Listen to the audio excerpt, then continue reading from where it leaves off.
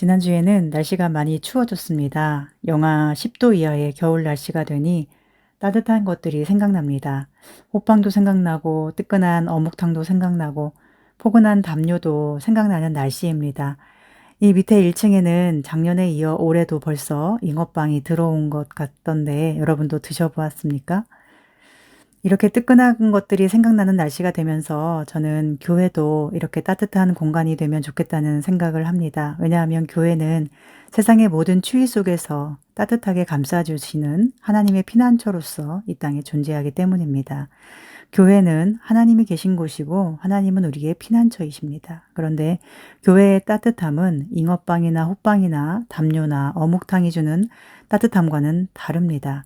교회의 따뜻함은 인생의 비바람 속에서 추운 벌판에 서 있어야 할 때 그 추위와 고통을 능히 녹여주시는 우리 하나님의 따뜻함일 것입니다. 얼마 전에 한 부부의 영상을 보았는데 남편이 갑자기 사고로 팔 하나만 남긴 채 두 다리와 한쪽 팔을 절단할 수밖에 없었던 사연이 나왔습니다. 예측할 수 없었던 끔찍한 사고로 차에 팔다리가 끼어서 응급실에 실려가 목숨은 건졌지만 살리기 위해서 어쩔 수 없이 팔다리를 절단해야만 했다고 합니다. 그리고 아내는 제발 살아만 있게 해달라고 간절히 기도했다고 합니다. 감사하게도 그 남편이 살아났는데 의식을 회복하면서 자기 처지를 알게 됐을 때 얼마나 절망적이었겠습니까? 살아나서 보니 팔다리가 없어져서 아무것도 혼자 할 수 없고 누군가에게 폐를 끼치게 되었다는 생각에 얼마나 기가 막혔겠습니까? 그래서인지 얼굴이 새까맣게 어둠의 그늘이 짙게 깔린 모습으로 영상에 나오더니 시간이 갈수록 점점 얼굴이 밝아집니다. 왜냐하면 아내가 남편에게 매일 이렇게 말하며 안아주는 거예요. 살아있어서 고마워. 살아있어서 고마워. 어둠으로 그늘졌던 얼굴이 점점 밝은 얼굴로 변해갔습니다. 저는 그 아내가 해준 말이 이 땅의 교회에서 우리가 들을 수 있는 말이어야 하지 않을까 생각합니다. 교회가 정말로 하나님의 피난처라면 말입니다. 다른 곳에서는 너같이 팔다리 절단된 장애인은 쓸모없어 라고 할 때 교회는 하나님의 피난처는 괜찮아. 지금 그대로 너는 사랑받는 존재야. 살아있어줘서 고마워. 네가 있어서 내가 행복해. 라고 여전히 살아갈 이유가 있음을 말해줘야 하지 않겠습니까? 우리 삶에 이러한 끔찍한 일이 일어나지 않길 바라고 우리 모두가 건강한 모습으로 하나님 나라에 이르기를 원합니다.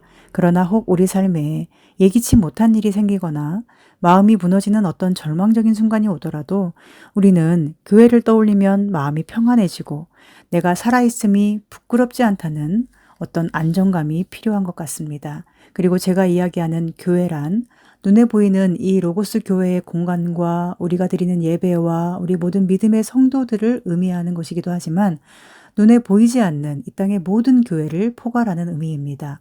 우리가 섬기는 이 로고스 교회를 떠올릴 때에도 삶의 어떠한 공경과 두려움도 능히 이길 수 있게 녹여주는 따뜻함이 떠오르기를 저는 소망합니다. 또한 우리가 이 땅의 모든 교회를 떠올릴 때 혼자라고 느끼는 많은 사람들이 교회 안에서 소망을 찾아 나갈 수 있기를 기대합니다.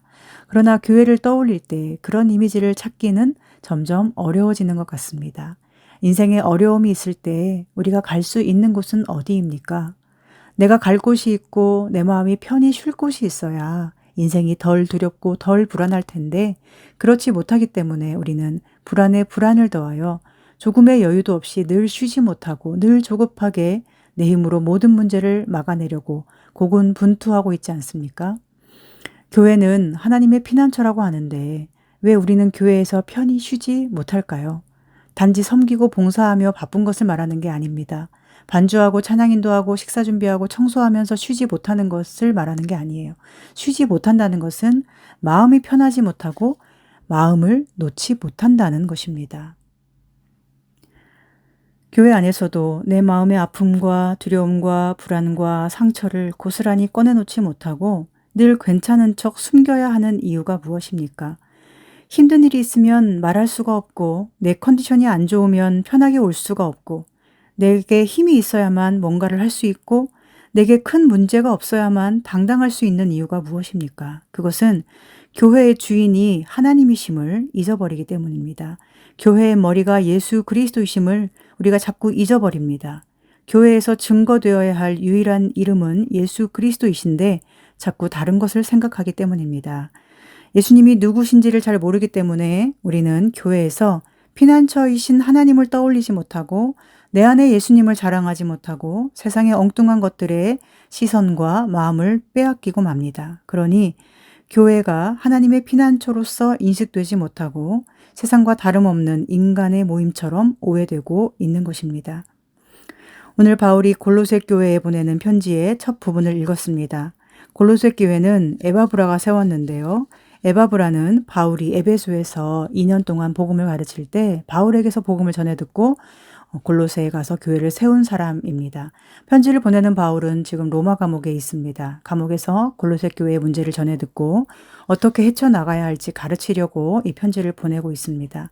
당시 교회의 문제는 무엇이었을까요? 골로새라는 도시는 로마의 속주인 소아시아, 지금의 터키의 한 지역이었는데 그곳에는 본토인들의 플러스 이주해 온 그리스인들 그리고 플러스 당시 헬라 왕국의 안티오코스 3세 박해를 피해서 이주해 온 유대인들까지 함께 섞여 살았다고 합니다. 그러니까 사람들이 섞여 있는 만큼 그들의 문화와 종교도 섞여 있었을 것입니다. 그래서 골로새 교회 안에는 예수님만이 그리스도이심을 부인하는 움직임이 강했다고 합니다. 즉 이단 사상이 들어온 거예요. 이단의 주장이 뭐냐면 구원은 예수 그리스도에게만 있는 게 아니라 신비하고 비밀스러운 영적 지식을 소유해야 가능하다라는 것입니다. 믿음과 소망과 사랑으로 구원을 얻는 것이 기독교 사상인데 영지주의는 여기에 신비한 지식이 있어야 된다라고 주장했어요. 이것이 초기 영지주의 이단의 모습입니다. 그런데 그 신비한 지식은 영지주의 교리에 특별히 입교한 사람만이 얻을 수 있다는 주장이에요. 사람들은 나만 아는 비밀스러운 지식을 통해서 자부심을 느끼고 또 교만해지는데 그 교만하고 싶은 욕심을 영지주의가 채워주는 것이죠. 이단은 이런 식으로 사람의 욕망을 채우면서 교회 안의 성도들을 유혹했습니다. 또한 영지주의는 영적인 것은 선하고 육적인 것은 악하다고 주장합니다. 그래서 창조도 부인하고 예수님의 성육신도 부인합니다. 하나님이 어떻게 악한 세상을 창조하시는가? 하나님이 어떻게 악한 몸을 입을 수 있는가 하는 거예요. 영적인 것들만 선하기 때문에 그들은 천사의 역할을 격상시켰고 기독교를 많은 종교 중 하나로 격화시켜버립니다. 또한 그곳에는 유대인들이 있었으니 어떤 주장도 있었을까요? 예수님을 믿더라도 율법도 똑같이 지켜야 하고 날과 절기도 지켜야 하고 음식 문제도 지켜야 하고 특히 할례도 받아야 한다 주장합니다. 또한 금욕을 통해서 구원에 이를 수 있다는 공로 사상도 있었어요. 즉 예수님만으로는 부족하다는 것입니다. 이것이 유대교와 영지주의가 혼합된 이단의 주장입니다. 바울은 이런 상황에 놓인 골로새 교회에 편지를 보냅니다. 9절에 보면 너희로 하여금 모든 신령한 지혜와 총명에 하나님의 뜻을 아는 것으로 채우시기를 기도한다고 말하고 있어요. 여기서 신령한 지혜와 총명은 영지주의가 말하는 그 신비한 지식이 아니고 하나님의 영이신 성령께서 주시는 지혜와 총명을 의미합니다. 너희가 알아야 하는 것은 하나님의 뜻이지 신비한 지식이 아니라는 것입니다. 10절에도 아는 것에 잘하게 하시고 라고 말씀해요. 이 두 구절에서 반복되며 강조되는 것은 하나님을 알아야 한다는 것입니다. 하나님을 알면 어떻게 됩니까? 여러분은 하나님을 잘 아시나요? 하나님을 알면 10절에 나오는 일들이 일어납니다.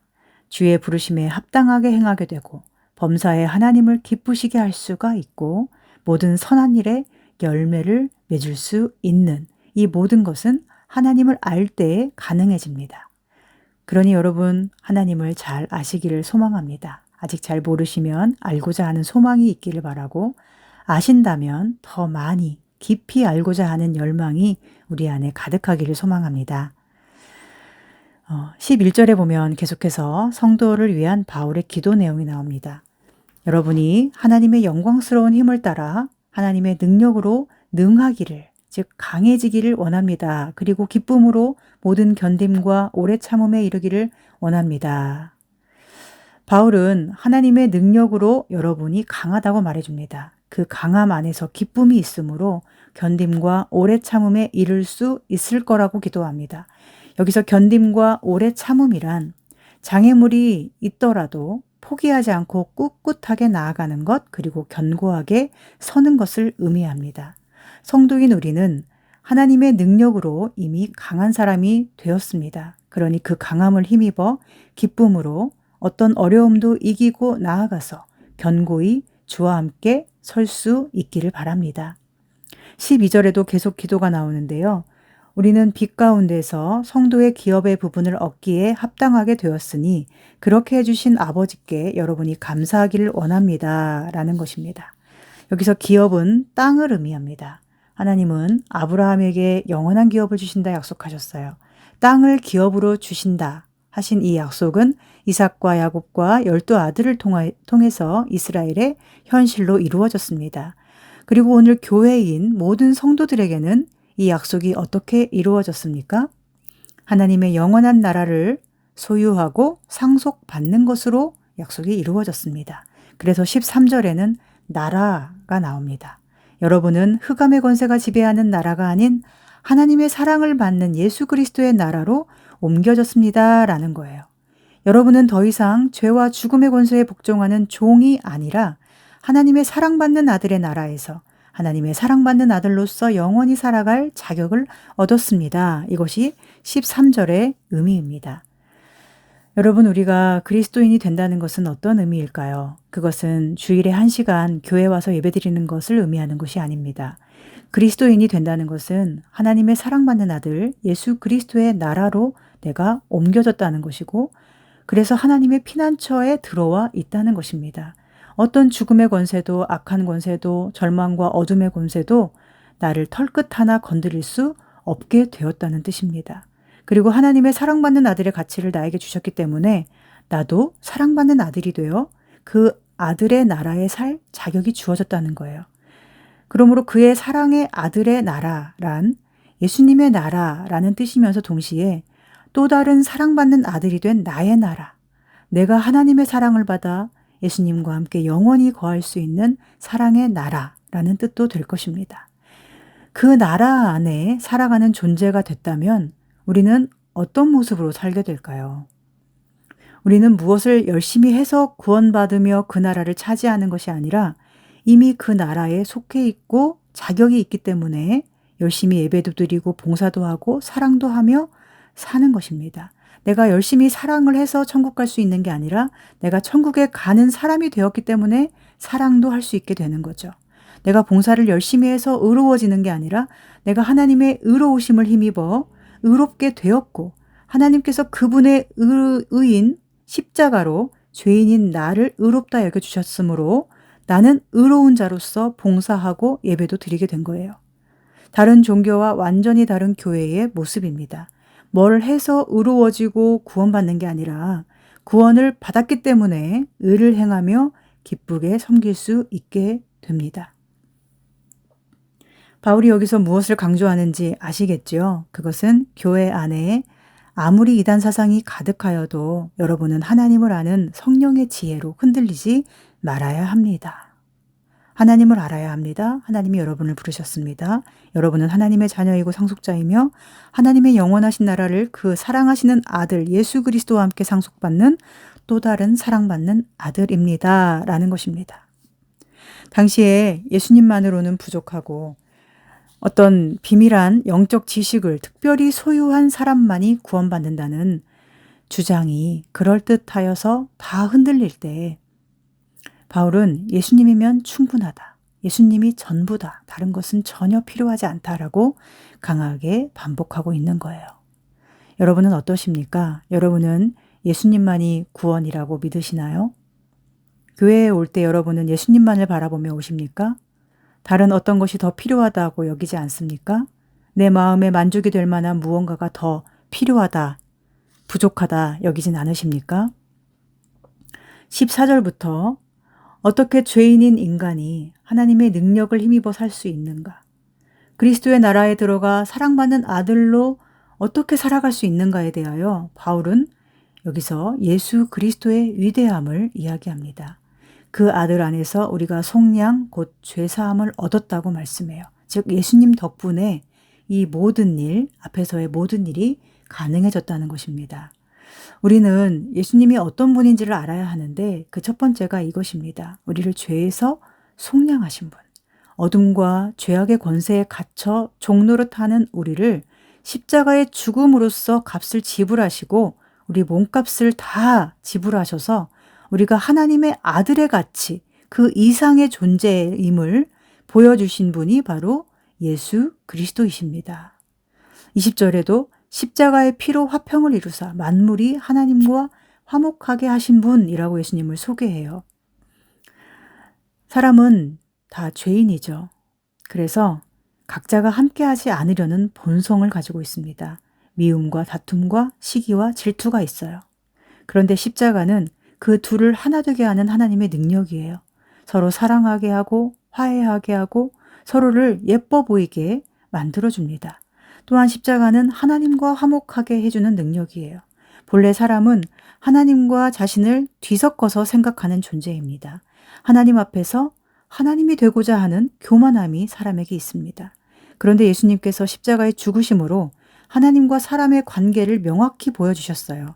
하나님은 높이 계신 하나님이시고 인간은 낮은 인간이며 그 둘 사이는 완전히 단절되어 있어서 그 둘 사이에는 반드시 중재자가 필요함을 우리 십자가의 예수님이 보여주셨습니다. 즉 십자가는 하나님과 죄인을 똑같은 지위로 뒤섞어 놓는 것이 아니라 반역했던 죄인이 이제 하나님을 하나님으로 섬기는 겸손함을 갖게 해주고 죄인이 하나님의 의를 힘입어 의롭다 여김을 받는 것이지 자기 의로움으로 구원받는 것이 아니라는 것을 보여줍니다. 예수님 덕분에 우리가 회개할 수 있고 용서받을 수 있고 하나님과 참된 화목을 누릴 수 있고 서로 사랑할 수 있게 되는 것이죠. 그러니 교회에서 우리가 자랑할 것은 오직 십자가밖에 없고 예수님의 이름뿐입니다. 예수님만 계실 때 우리 교회는 성도의 거룩한 공동체가 되고 성도들이 하나님과 화목하게 된 그 따스함으로 서로를 사랑하는 하나님의 피난처가 될 것입니다. 얼마 전에 법륜 스님에게 한 사연자가 이런 질문을 하더라고요. 교회를 다니는데 믿음이 안 생겨요. 성경을 읽는데 내가 길이요 진리요 생명이라고 하는데 대뜸 믿으라고 하니 혼란이 와요. 예수님의 기적이나 부활은 글자로밖에 안 보이는데 교회 사람들이 저한테 너무 친절해서 보답은 좀 해야 할 것 같은데 이해는 안 되고 어떻게 해야 할까요? 라고 질문했습니다. 그러자 그 법륜 스님이 말을 참 잘하지 않습니까? 안 믿어지면 억지로 믿지 말고 믿음은 억지로 믿어지는 게 아니라고 믿음은 마음의 문제고 마음은 무의식으로부터 올라오는 것이라서 믿음은 무의식에서 받아들여져야 되는 것인데 의식에서 이해가 되어도 무의식에서 잘 안 받아들이는데 의식에서 이해가 안 되는 것을 무의식에서 어떻게 받아들일 수 있겠느냐. 그건 불가능하니까 억지로 믿으려고 하지 말고 일단 예수님의 좋은 이야기들이 그거 말고도 많이 있으니까 그런 이야기로 넘어가서 말씀을 잘 연구해보고 나중에 이해가 되면 믿어지기도 할 거다. 이렇게 말하면서 질문자에게 이렇게 질문을 합니다. 왜 교회 다니면 절에 가면 안 된다고 생각해요? 지금은 시대가 달라져서 한국에 살다가 미국 살아도 되고 결혼했다가 이혼해도 되고 또 이혼했다가 또 결혼해도 되고 성적 취향이 달라서 남자와 남자가 결혼해도 되는 시대가 되었는데 왜 종교를 이거 믿다가 저거 믿으면 안 되고 두 개 다 믿으면 안 된다라고 생각을 하느냐고. 코리안 어메리컨처럼 크리스천 부디스트는 왜 못 되느냐라고 합니다. 그러면서 유대교는 자기들에게만 구원이 있다는 닫혀있는 가르침이었던 반면에 예수님의 가르침은 이방인에게도 구원이 있다는 열린 가르침이니까 그 열린 가르침을 종합해서 길, 진리, 생명이라고 말한 거지 예수 개인이 길과 진리와 생명이라고 한 게 아니다. 그러니 잘 따져보면서 우선 교회의 그 친절한 재미로라도 다니면서 연구를 더 해보라 라고 대답을 했습니다. 참 그럴듯하지요. 불교가 참 포용적이고 매력적으로 보이는 것 같습니다. 그러나 문제가 있습니다. 예수님의 가르침을 잘 종합해 봐서 길이요, 진리요, 생명인지를 따져보고 그게 믿어지면 믿고 안 믿어지면 말라. 이것은 예수님을 모든 세계의 성인 중 한 명으로 낮춰놓는 말이죠. 골로새 교회 안에 있던 이단 사상과 크게 다르지 않습니다. 그리고 오늘날 예수님과 다른 모든 것들을 동일 선상에 놓고 비교 평가하는 사람들의 분위기와도 연결되어 있습니다. 여러분, 스님들 이야기 좋아 보인다고 속아 넘어가시면 안 됩니다. 크리스천 부디스트가 웬 말입니까? 우리는 하나님께로 가는 길이 오직 예수님이라고 믿는 사람들이죠. 진리와 생명이 예수님께만 있다고, 우리가 살 길은 예수님뿐이라고 믿는 사람들이에요. 교회는 그 진리를 위해서 순교한 사람들에 의해서 지켜지고 유지되어 왔습니다. 그리고 거짓 사상들이 끊임없이 교회를 더럽힐 때마다 수많은 사람들이 진리를 지키기 위해서 목숨 바치고 희생되었음을 교회 역사는 우리에게 보여주고 있습니다. 제가 한 번씩 우리 교회 안에서 일어나는 어떤 이야기나 사건들을 가지고 여러분에게 설교하면서 이야기할 때가 있잖아요. 그것은 제가 불편한 문제여서가 아니라 늘 교회는 어떤 문제나 사건이나 이야기가 수면 위로 떠올랐을 때 그것을 설명해주고 바르게 지도해줌으로써 진리를 수호해 왔기 때문입니다. 진리가 아닌 것이 교회 안에서 진리보다 더 중요해지려고 할 때 목사인 저는 그 문제를 여러분 앞에 설명해 드릴 책임이 있습니다. 바울도 지금 골로새 교회를 향해 하나님을 알아야 한다고, 예수님을 알아야 한다고, 그리고 예수님이 하나님과 화목하게 해주신 너의 가치와 의미를 알아야 한다고 강조하고 있는 것입니다. 계속해서 15절부터는 예수님이 어떤 분인지를 한마디로 이렇게 말씀해요. 그분은 하나님이시다. 그는 보이지 않는 하나님의 형상이시고 모든 피조물보다 먼저 나신 분이다. 만물을 그분이 창조하셨고 하늘과 땅에서 보이는 것과 보이지 않는 모든 것들과 왕권과 주권과 통치자들과 권세들과 모든 것이 다 예수님으로 말미암아 창조되었고 예수님을 위해서 창조된 피조물일 뿐이다. 예수님은 만물보다 먼저 계신 분이고 만물은 예수님 안에서 지탱이 되고 있고 유지되고 있다. 라는 말씀이 15절부터 기록되어 있습니다. 우리가 믿는 예수님은 어떤 신들 중에 하나가 아니라는 거예요. 예수님은 유일하신 하나님이시고 온 땅을 창조하신 분이고 모든 것이 예수님을 통해서 태어났고 예수님의 힘으로 지금도 유지되고 있다는 것입니다. 그래서 예수님을 알면 우리는 흔들리지 않겠지요. 예수님의 권세를 알면 현실의 고난 앞에서도 이길 수 있는 힘이 생깁니다. 왜냐하면 빛은 어둠을 항상 이기기 때문이에요. 18절부터는 예수님이 어떤 분이라고 하시죠? 그는 교회의 머리시라. 그분이 근본이시고 그분이 부활의 첫 열매이시고 만물의 으뜸이시다.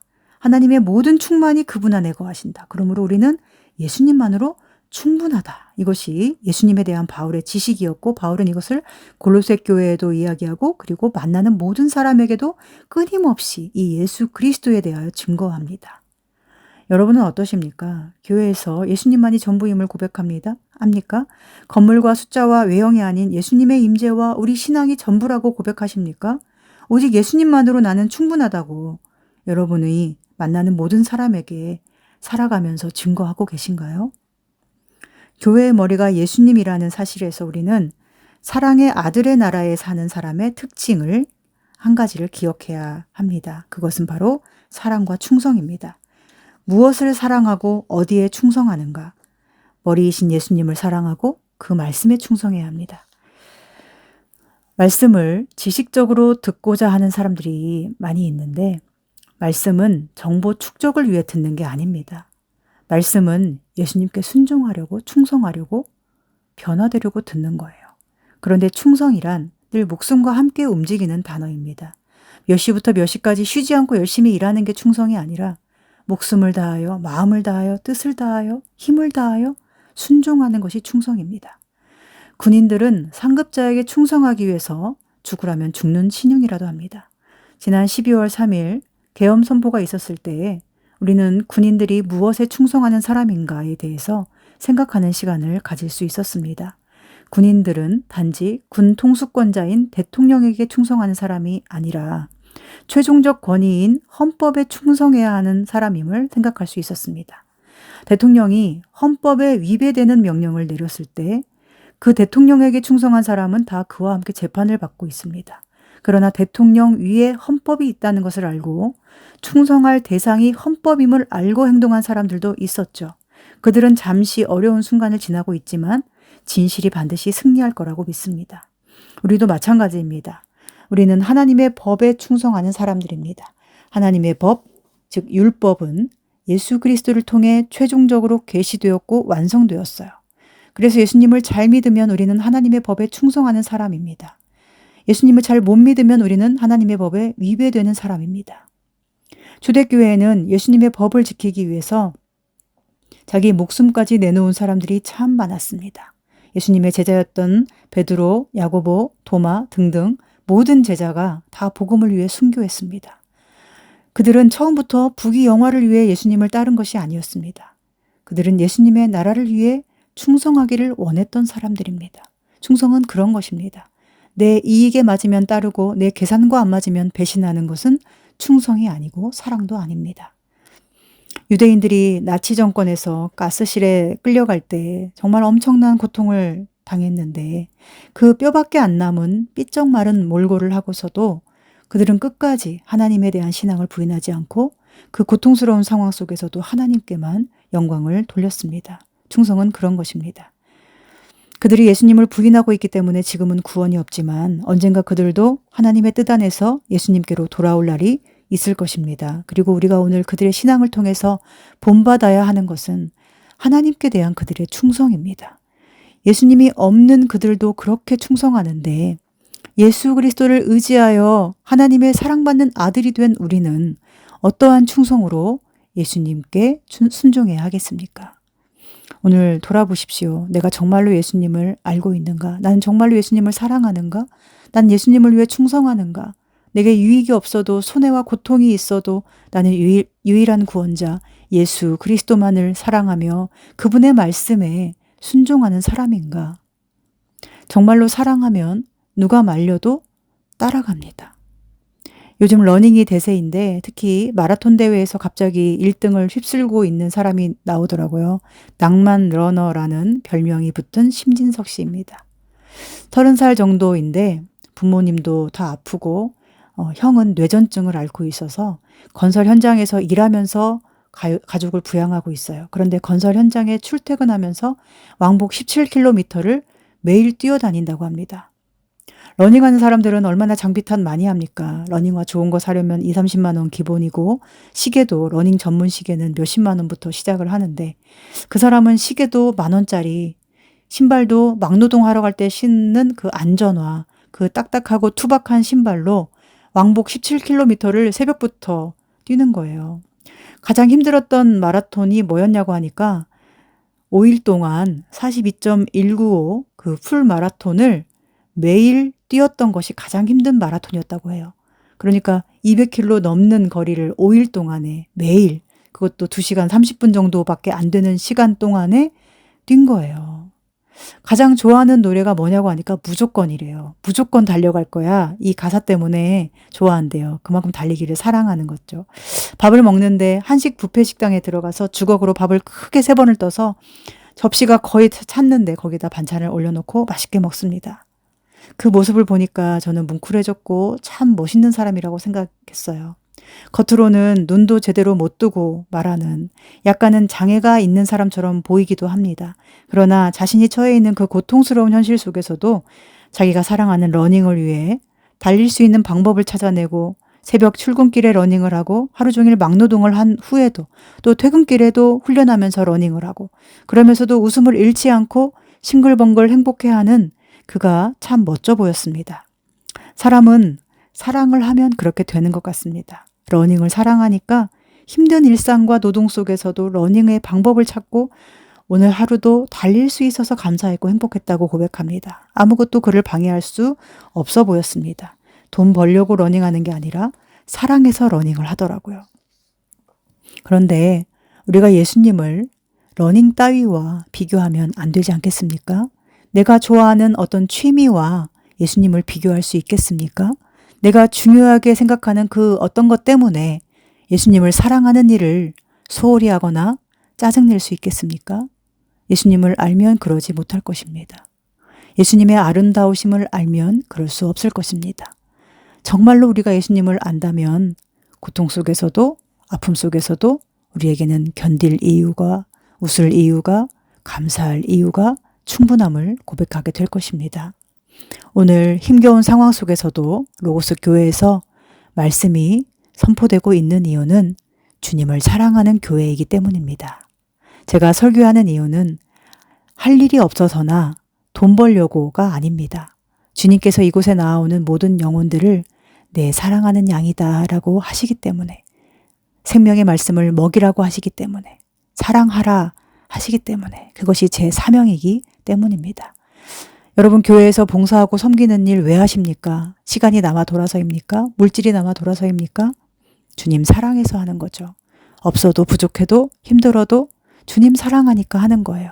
주님을 사랑하는 것이 삶의 의미이며 기쁨임을 알기 때문입니다. 왕이신 그리스도 주일입니다. 오늘 예수님은 나의 왕이신가? 나는 예수님께만 충성하는가? 나는 사랑하는 예수님을 모든 사람에게 증거하고 있는가를 돌아보기 원합니다. 예수님은 무엇과도 경쟁하지 않는 분이시고 누구와도 비교될 수 없는 분이십니다. 그 사랑을 받은 우리도 이제 누구와도 비교하지 말고 무엇과도 경쟁하지 말고 또한 다른 것을 자랑하려고 하지 말고 또 어떤 것을 부끄러워하지 말고 오직 예수님을 알고 그분의 아름다우심을 발견하고 그분의 사랑 안에서 나의 가치를 지키며 교회의 가치를 지키며 주님을 더 사랑하는 대로 나아가기를 소망합니다. 그러면 우리 교회는 하나님의 능력과 사랑이 넘치는 따스한 공동체가 될 것입니다. 그리고 모든 성도가 예수님의 아름다움을 발견한다면 교회는 하나님의 따스함이 넘치는 하나님의 피난처로 이 세상 가운데 나타나게 될 것입니다. 기도하겠습니다. 하나님, 하나님의 사랑의 아들 예수 그리스도를 통하여 죄인인 저희가 영원한 나라를 누리고 또 기다리게 하시니 감사합니다. 그 사랑의 아들의 나라에 옮겨진 성도의 존귀함을 잃지 않게 하시고 흑암의 권세 앞에서 늘 당당하고 견고히 서도록 능력으로 인도하여 주시옵소서.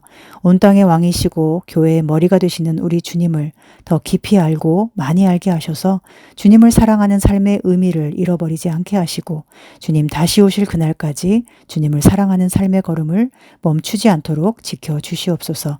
예수님의 이름으로 기도합니다. 아멘.